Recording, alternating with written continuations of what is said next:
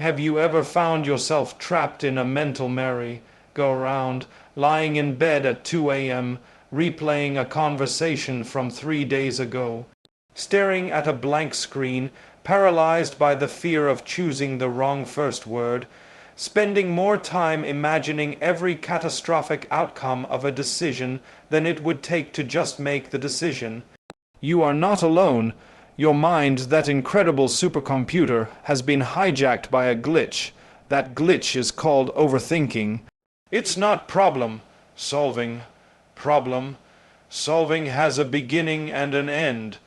Overthinking is a loop. It's the art of creating problems that weren't even there. The idea that overthinking is a drag anchor is more than just a poetic metaphor. It is a fundamental truth about the mechanics of worry and inaction. To understand it, you must first picture the ship. This vessel is you, your potential, your energy, your capacity to move through the world with purpose and direction. It's built for journeys, for exploring new horizons, for riding the waves of experience. It has a powerful engine, your will and sails, your passions, that catch the wind of opportunity. When this ship is functioning as it should, there is a beautiful synergy between its power and its course. It encounters storms, of course, but it is designed to navigate them. It needs an anchor, a tool for deliberate pause. This is healthy problem solving. You drop the anchor when you need to stop, to assess, to stabilize in a turbulent situation. You consider the charts, you check the weather, you make a plan. The anchor is under your control.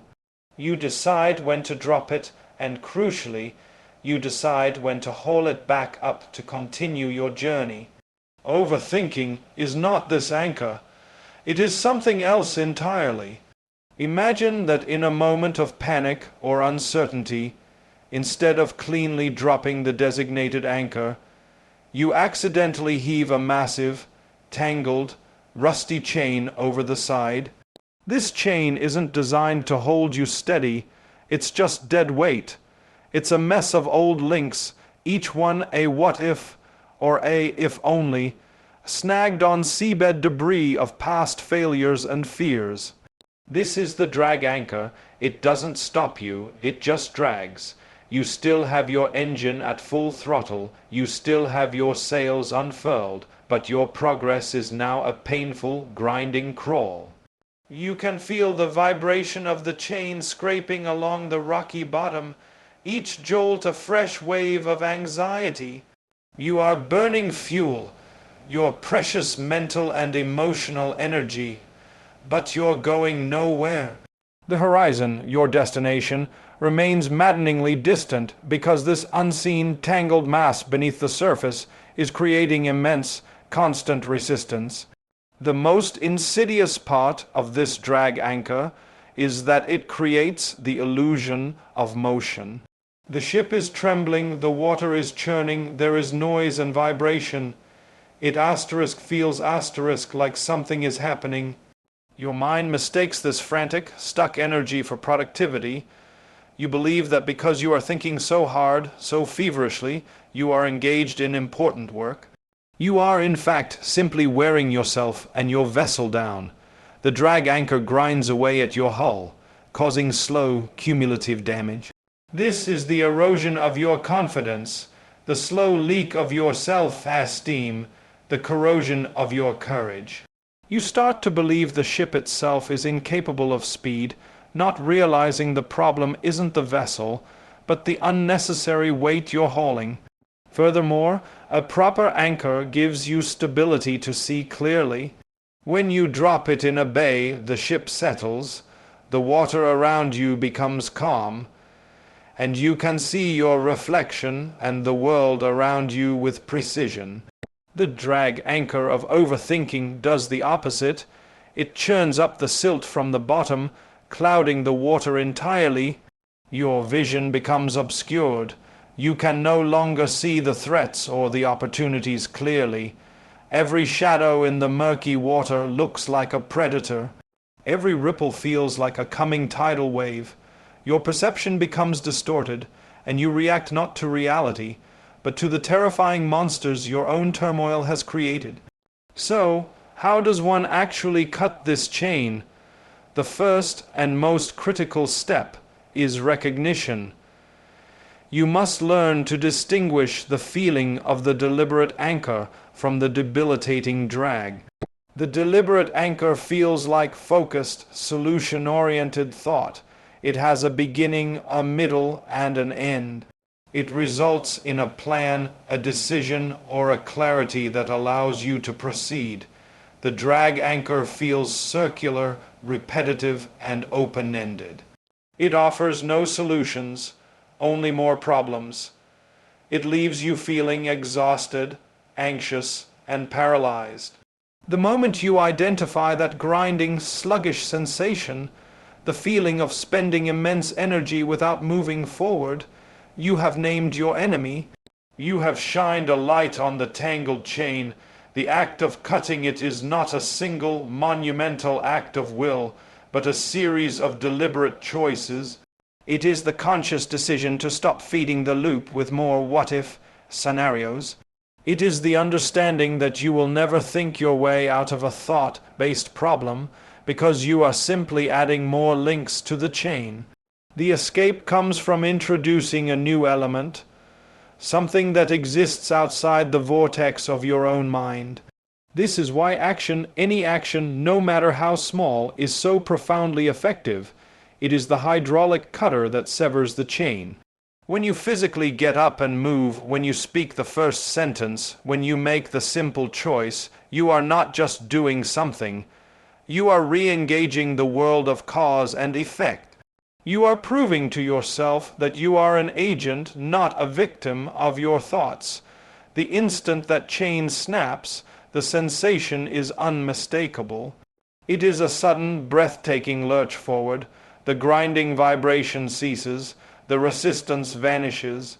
The ship, which had been straining and fighting, suddenly surges ahead with all the pent-up power you had been wasting. The horizon, which seemed so distant, now rushes toward you. This is the feeling of freedom, of momentum, of your energy being applied to progress instead of being dissipated in a futile struggle against yourself. The journey is no longer a burden. It is, once again, an adventure. The open sea of your potential is not a threatening void, but a field of limitless possibility, and your ship is finally, gloriously, free to sail. The command to break the cycle with immediate action can feel, in the midst of a true overthinking spiral, like being told to lift a car with your bare hands. The intention is good, but the gulf between the advice and the ability to execute it seems impossibly vast. This is because we misunderstand the nature of the action required. We imagine it needs to be the grand, final action that solves the entire problem. The perfect job application, the difficult conversation, the launch of the business. The thought of that monumental task only adds more weight to the drag anchor, further paralyzing us.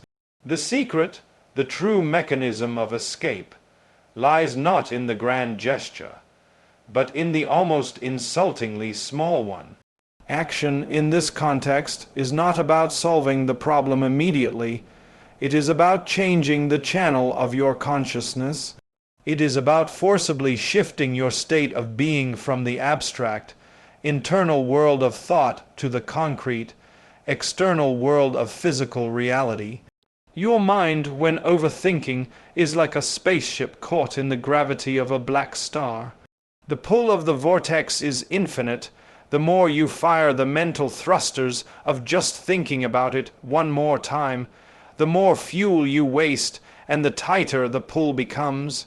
The only way out is a sudden, short, powerful burst in a completely new direction, a translation burn that moves you laterally out of the destructive pull. This burst is physical action. It doesn't need to be related to the problem. It simply needs to be tangible. It is the process of asking your body to teach your mind a lesson it has forgotten, that you are here in this room and not lost in the terrifying galaxy of your own creation. Let's take a concrete example. You are lying in bed, trapped in a loop about a financial worry. The numbers, the scenarios, the fears for the future are playing on a continuous, horrifying reel. Your body is tense, your heart is racing, but you are physically inert. The command "take action" here does not mean solve your financial future at 3 a.m. It means the smallest possible intervention in the physical realm. It means deliberately and consciously swinging your legs out from under the covers and placing your feet firmly on the floor. Feel the coolness of the floorboards, notice the grain of the wood, press down with your toes. This simple act is a revolution. It is a message sent from your body to your brain. We are here. We are not in that imagined future of destitution. We are in this room, on this floor, right now. From there, the next action is to walk to the kitchen and pour a glass of water. Feel the coolness of the glass. Hear the sound of the water pouring. Take a sip and feel it travel down your throat. Each of these sensory inputs is a tiny cut to the chain of the drag anchor. They are not solving the money problem, but they are solving the asterisk being trapped in terror asterisk problem, which is the immediate and more pressing issue. This works because of a fundamental principle of human neurology. The body and the mind are not separate entities. They are a single, integrated system. You cannot be in a state of high, alarm, panic, and deep physical relaxation simultaneously. The body's state informs the mind's state. When you are overthinking, your body is often in a low-grade version of the fight response, tense muscles, shallow breath, elevated heart rate. This physical state tells the brain, we are in danger, keep scanning for threats, which fuels the cycle of anxious thought. By changing the physical state through deliberate, mindful action, you send a countermanding signal to the brain. The danger has passed. We are engaged in a normal, non-threatening task. The brain, receiving this conflicting data, begins to down-regulate the alarm. The action can be even more direct. Stuck while writing a report? Set a timer for 5 minutes and command yourself to write the worst, most cliché-ridden, grammatically atrocious opening paragraph in the history of language. The goal is not to produce quality. The goal is to produce asterisk motion asterisk. The moment your fingers hit the keys, you have broken the spell of perfectionism, which is a primary fuel for overthinking.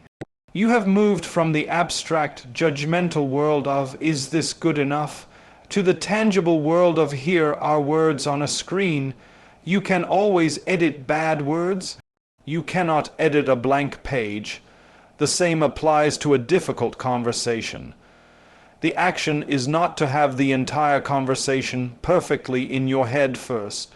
The action is to pick up the phone and dial the number, or to open a new email and type the person's name in the "to" field. These are small, physical, almost mechanical actions, but they create a point of no return. They commit you to the real world, pulling you out of the infinite loop of the imagined one. This is the profound alchemy of action. It transmutes the leaden, paralyzing weight of potential energy into the liberating momentum of kinetic energy. A boulder at the top of a hill represents immense potential energy, but it is static, stuck. A single small push is all it takes to convert that stagnant potential into an unstoppable rolling force. Your overthinking mind is that boulder. It is filled with potential ideas, analyzes, cautions, but it is going nowhere. The small, immediate action is that push. It is the initial, deliberate break from stasis. And just like the boulder, once you are rolling, the momentum itself begins to carry you. The second action is easier than the first, and the third easier still. You are no longer fighting the friction of your own inertia. You are moving, and in that movement you rediscover a truth that the overthinking mind had hidden from you. That clarity does not precede action, but very often follows it.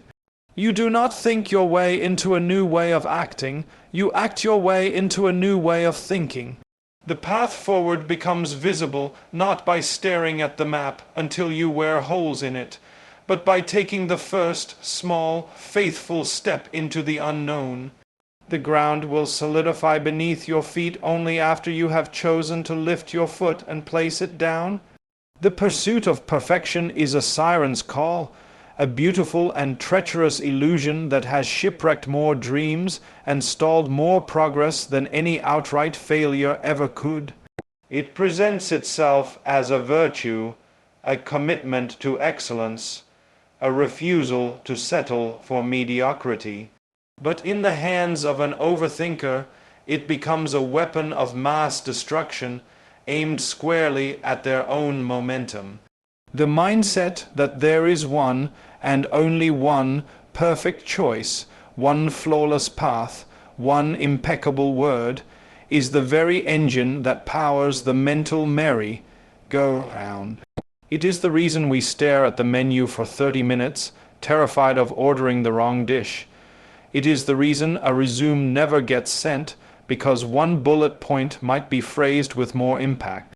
It is the reason a conversation is rehearsed into infinity, but never actually had. To break free from overthinking, we must therefore perform a radical act of intellectual rebellion. We must dethrone the tyrant of perfection and embrace the liberating power of good enough. This is not a call for sloppiness or a surrender to low standards. This is a strategic, pragmatic, and profoundly wise approach to navigating a complex and uncertain world. The concept of good enough, or what economists and engineers might call satisficing, is the understanding that in most real-world scenarios, the cost of searching for the perfect option far outweighs the marginal benefit it might provide. Imagine you are thirsty in a vast desert. You come across a clear, fresh stream. The perfectionist would pause, wondering if there might be a colder, sweeter, more aesthetically pleasing stream just over the next dune. They would die of thirst while evaluating. The pragmatist, the one who embraces good enough, kneels down and drinks, replenishing their strength and living to see another day. The water from the good enough stream is not contaminated, it is life-giving. The decision to drink it is not a failure of ambition, it is a triumph of survival and progress. The overthinker operates under a fundamental misconception about the nature of reality. They believe the world is a static puzzle with one correct solution waiting to be found. They see themselves as archaeologists, carefully brushing away dust to reveal a preordained perfect truth. But life is not archaeology, it is sculpture. You are not uncovering a pre-existing form.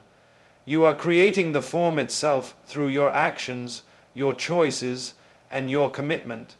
The raw block of marble does not contain one perfect statue. It contains a million possible statues. The act of striking it with your chisel is what brings a shape into being. A good enough decision is the first bold strike. It defines a direction. It creates a reality where before there was only potential. And once that reality exists, you can refine it. You can smooth the edges, you can add detail, you can correct course, but you cannot refine a blank block of marble. You cannot edit a blank page. You cannot improve a decision that was never made. This philosophy is the ultimate antidote to what is known as analysis paralysis. The perfectionist, seeking the 100% solution, gathers more and more data, runs more and more simulations, and considers more and more variables. This process has a diminishing rate of return. The first 70% of the information might be gathered in a day. The next 20% might take a week.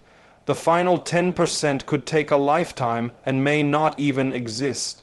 Meanwhile, the opportunity cost is staggering. The world is moving. The market shifts, relationships evolve, and your own energy and passion can dissipate while you are locked in a futile quest for certainty. The individual who acts on a 70% solution, however, seizes the initiative. They are in the arena, learning, adapting, and building momentum. They discover that the path itself reveals the next step in a way that endless planning never could. Their 70% decision, fueled by 100% effort, often becomes a 90% or even 100% outcome precisely because of the learning and adaptation that the action itself made possible. Embracing good enough is also an act of profound self-compassion. It is a recognition of your own humanity. You are a finite being with limited time, limited energy, and limited information. To demand perfect, omniscient decision-making from yourself is a form of cruelty. It is setting a standard that is impossible to meet. Every time you condemn yourself for a less than perfect choice, you are reinforcing the neural pathway that says you are not capable, you must think harder next time. This only deepens the groove of overthinking. Conversely, every time you make a good enough decision and survive, and even thrive, you are building a new neural pathway. You are teaching your brain a new story. I am resilient, I am capable, I can handle the outcomes of my choices. My value is not determined by flawless execution, but by my courage to engage with the world. This builds a kind of confidence that no amount of perfect premeditation ever could, the confidence that comes not from being right, but from knowing you can handle being wrong. So, how does one practically adopt this mindset? It begins with a simple but powerful reframing. Instead of asking, "What is the perfect choice?" start asking, "What is a good enough choice that allows me to move forward?" Set a time limit for your decision making. Give yourself 10 minutes to choose a laptop, not 10 days. In that 10 minutes, identify the 2 or 3 key criteria that matter most, the 70% solution, and pick the one that meets them. Then, close the browser tabs and never look back. Apply the 24-hour rule for reversible decisions. If a decision can be reasonably undone within 24 hours, make it immediately. It is good enough by definition. For larger, irreversible decisions, shift your focus from choosing the perfect path to committing to making any chosen path work. Pour your creativity, your energy, and your resourcefulness not into the agony of choice, but into the art of execution. The perfect path is a myth. The successful path is the one you walk with determination, learning from the bumps and adjusting your course as you go. It is the path you build with the bricks of good enough decisions laid one after another with conviction that ultimately leads you to a destination far more rewarding than the fragile, imaginary palace of perfection.